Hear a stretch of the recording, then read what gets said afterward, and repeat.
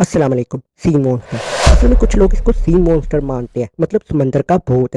उसकी वजह ये है कि कुदरत ने इसको बनाया ही ऐसा है, मतलब इसकी बनावट ही ऐसी है कि ये देखने में सी मॉन्स्टर लगती है। मतलब जो इसका मुंह है यानी कि फेस, वो बड़ा अजीब सा लगता है, एक अगली फेस लगता है।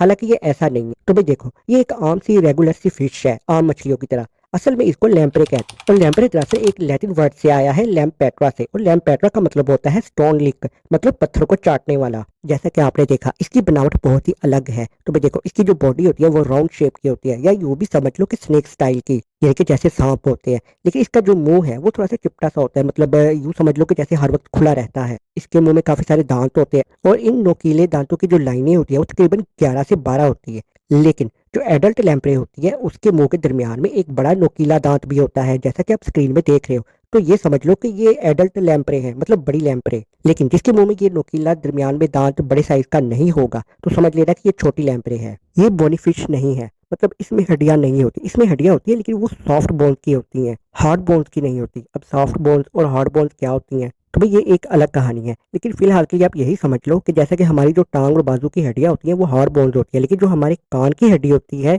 इसको हम सॉफ्ट बोन कहते हैं। लेकिन इसको मेडिकल के टर्म में कार्टिलेज भी कहते हैं। तो इस फिश में सॉफ्ट बोन्स होती हैं, लेकिन इसके मुंह में एक रिंग भी होता है, गोल सा, जो कि सॉफ्ट बोन का होता है, मतलब नर्म हड्डी का ही होता है। इसकी लंबाई 3 से 4 फुट होती है।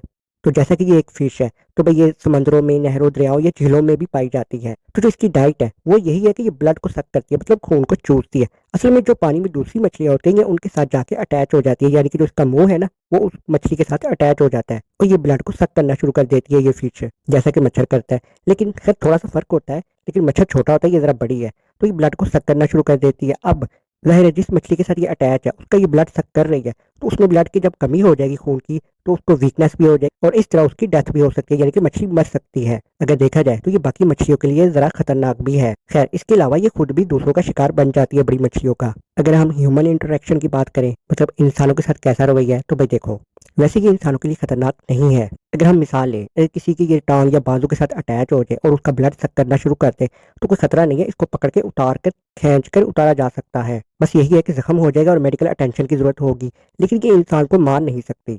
तो इसका मतलब यही हुआ कि ये इंसानों के लिए ज्यादा खतरनाक नहीं है, और ये वैसे भी इंसानों पर जल्दी हमला नहीं करती, अनटिल अनलेस कि इसको भूख ना लगी हो। तो भाई ये सिर्फ ब्लड को ही सक करती है। और आखिर में, अगर हम इस फिश को खाने की बात करें, तो भाई हाँ, ये कई कंट्रीज में कई तरीके से, अपने अपने तरीके से बनाकर, यानी कि पकाकर खाई जाती है। इस फिश को खाया जा सकता है, क्योंकि ये है आम मछलियों की तरह, बस इसकी बनावट असल में जरा अजीब सी है। तो आज की वीडियो में सिर्फ इतना ही। अगर वीडियो अच्छी लगी तो इसे लाइक कर देना और चैनल को सब्सक्राइब कर देना। अल्लाह हाफिज।